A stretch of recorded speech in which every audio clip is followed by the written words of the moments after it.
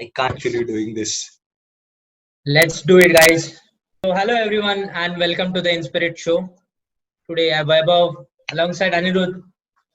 Welcome you. We bring you the latest wisdom to create high-performing team and super organization. Today, we have with us very special guest, Ajinkya, a very close friend of ours, who is an industrial designer and currently is on a mission to bring this design thinking to Indian organization, which will help them to solve their problem creatively. Note down my word creatively. So let's welcome Ajinkya.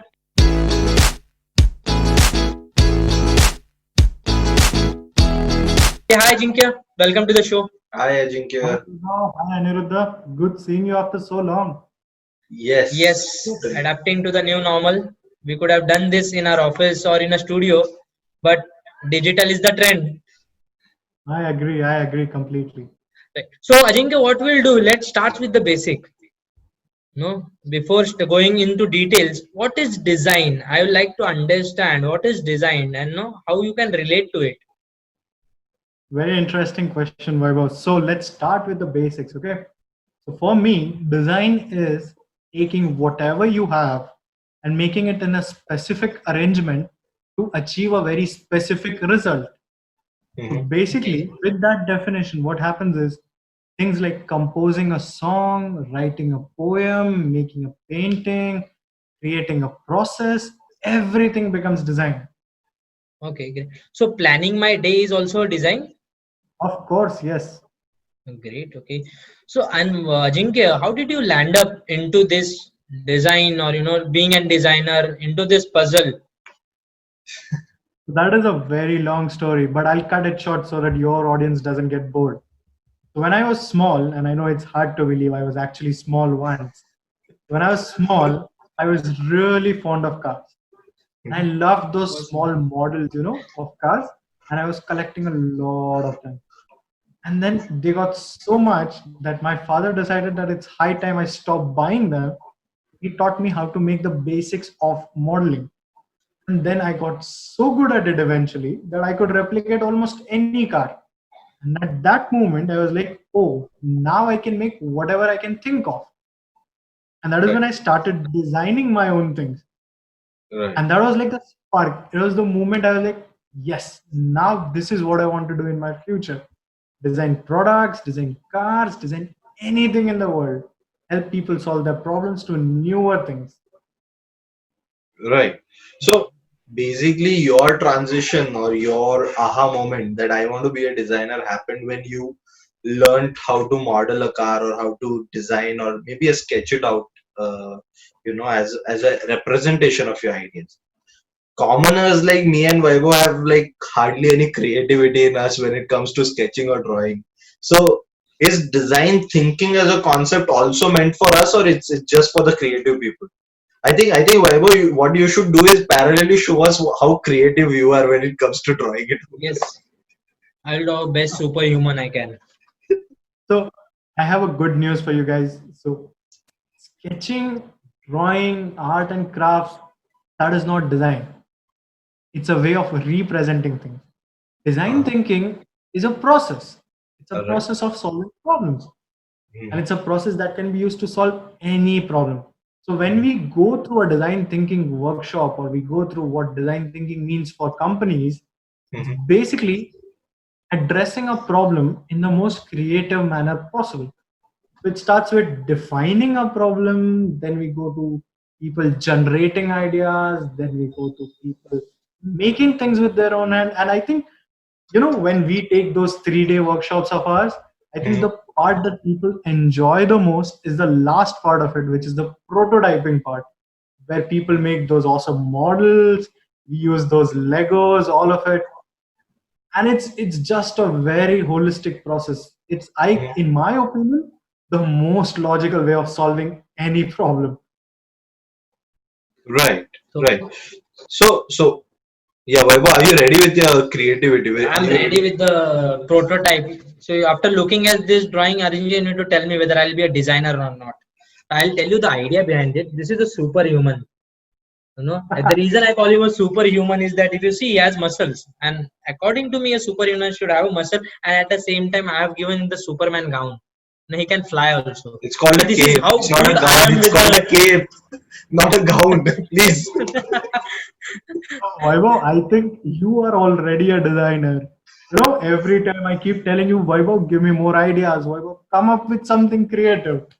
So I think Right. you guys are already designers. You like in Inspirit, if I remember correctly, we have been using design thinking right from the start. I guess 3 years back, maybe. We've Yeah, been yeah, yeah, yeah. every process, all branding, all even when COVID started, we had a beautiful design thinking session with you guys. I remember. Oh, I thought we are supposed to keep it secret. Like, how are we earning money during Where we, COVID? Yes. where we So No, it's okay. really this It's is just okay. the beginning. I feel, guys. This is just the beginning, and Ajinkya has already started sharing ideas. There are many things which are going to come down the line. What do you think, Anirudh? Right. only what I'm allowed to say. Only what I'm allowed. No, no, you're allowed to talk about the 4I process because now that you have expressed what design thinking workshop traditionally is, I would like you to, describe or even revise it for us. What exactly is the 4I process that you follow? So I like to put it in 4 eyes because I find it very simple explaining it to anybody. So the 4 eyes are the first eye being inspiration. So when we talk about inspiration, it's more about okay, something inspires me, someone inspires me. But for design thinking, inspiration includes your research, your analysis, your study of things, and also realizing who your stakeholder is, who your target audience is, what are they directly being influenced by, what are they indirectly being influenced by, and Right. all of that part. So inspiration part includes all of your data collection, ethnographic research, all of that. Second is ideation. Ideation is very simple as it sounds. Mhm. Okay, so ideation is coming up with new ideas, but when we are doing design thinking, we come up with objective ideas. What is Mhm. objective idea? It's basically come up with an idea, keep it aside. Come up with the next idea, keep that aside, and come up with as many ideas that are much more suited to your solution as Mhm. possible. The Right. third is iteration. Iteration now is my favorite part. So take Mhm. your idea, decide what is good in it, identify what is good in it, along with your team. There's a Right. very beautiful team building process, as you guys already know. So identify what is good in it, identify what is bad in it. Okay, the next one. What is good in the next one? What is bad in the next one? And the last and the most fun part of it, implementation. When it comes to implementation, we start making prototypes, we start Yeah. making mock-ups, we make models, we do role play, all Right. of that. And then what comes out of it is the most suitable solution for your problem. Right. So Right. this is the Right. 4I process, and it's very easy to remember.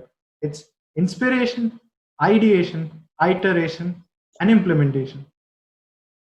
Right.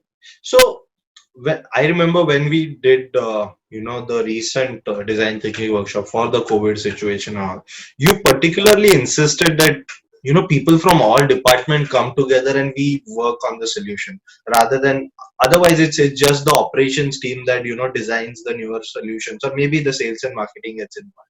But for this particular part, you also insisted that we had the finance guys involved, we had the customer service involved, we had the our admins also involved in the whole process. So what is the reason that we are in you prefer including several stakeholders? And also I felt that there was a bit of criticism and a tussle that went on while we were finding out solutions. So can you explain that part? This is the great part about design thinking.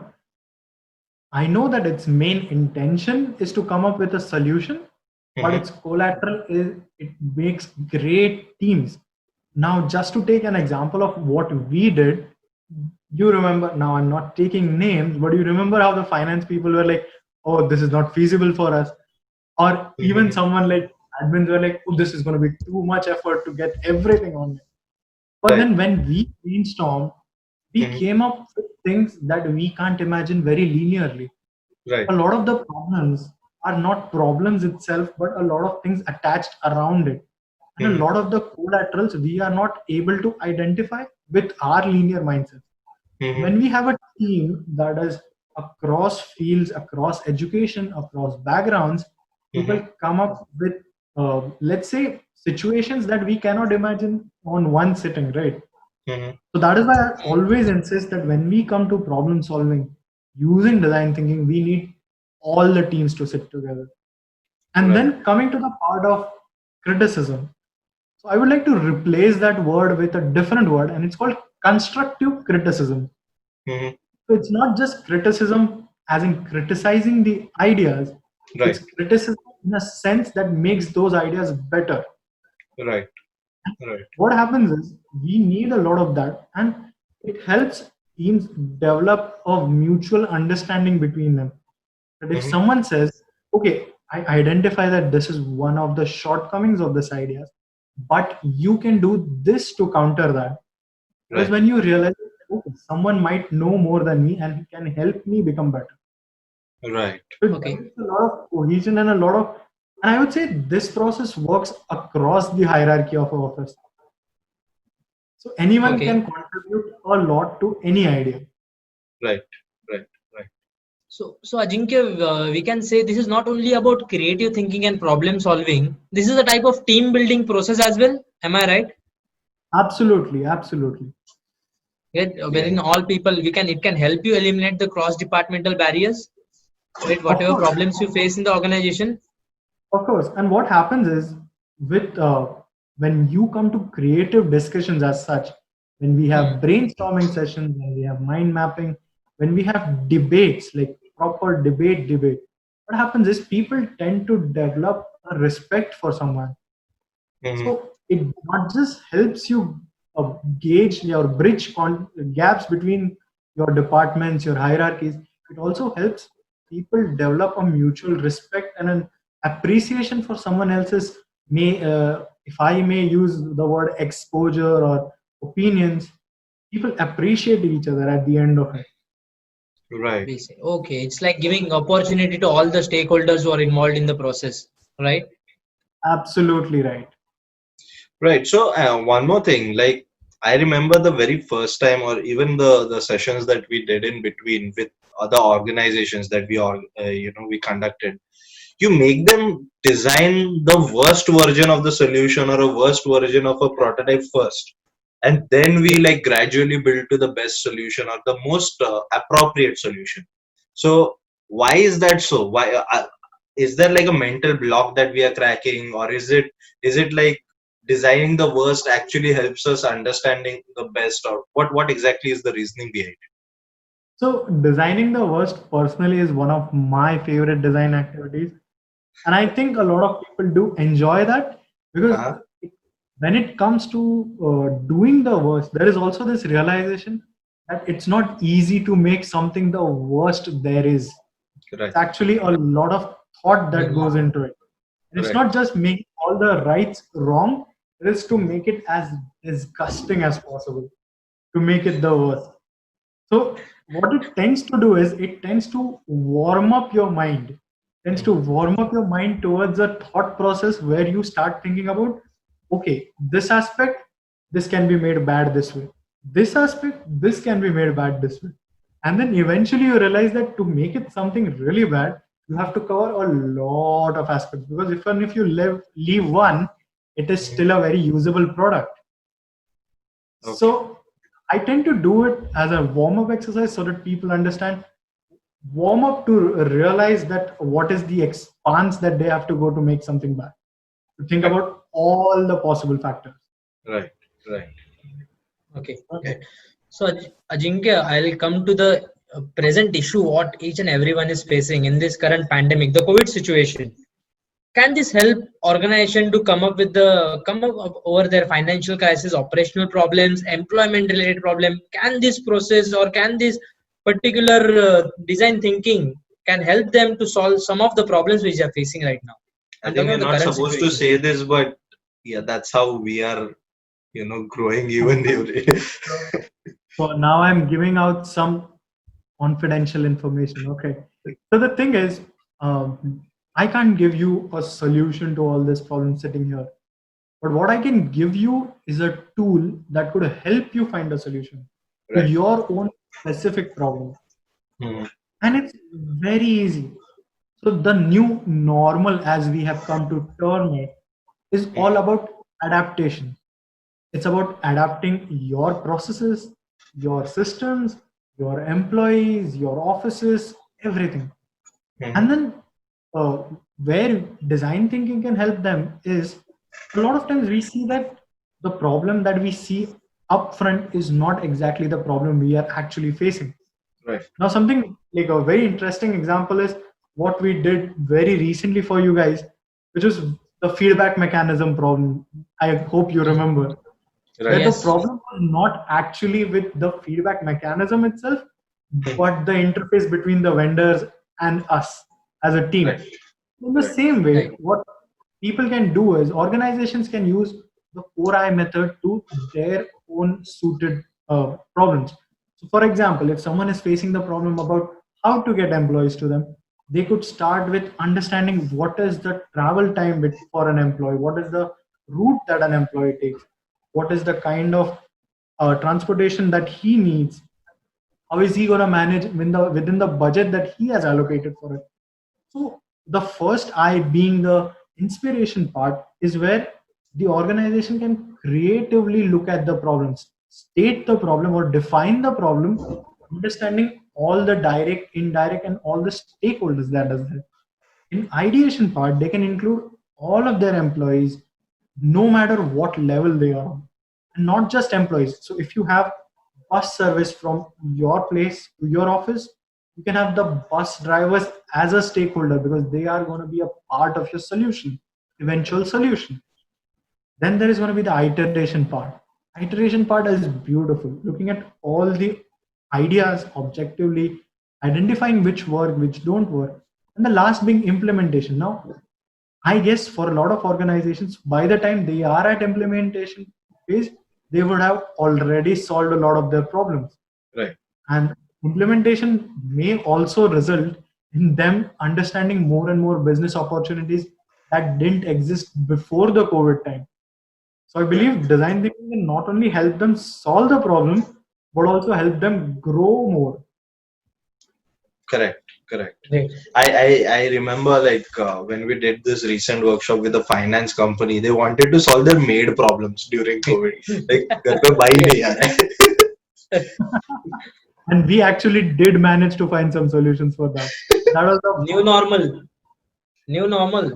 This is no, like Modi ji says, like apatti mein, what is it? It's Atmanirbhar, like Atmanirbhar. yeah, he's making so that is another design thinking, I guess. Sure. yes. So this very short conversation, since we are also not very accustomed to doing all these video interviews, but this very short conversation basically encapsulates that the process of design thinking is actually very simplistic, and you've given us a structure of the 4 I's. And no matter even if anybody doesn't have access to our workshops, what they can really benefit from are those those methodology of coming together, working on these 4 parameters, and then constructively prototyping and building a solution for yourself. This is just a mechanism that they can use. So having said all that, do you have any like end takeaways or the keynotes that you would want our audience to really imbibe in them? Okay, so let's just put it in three short points.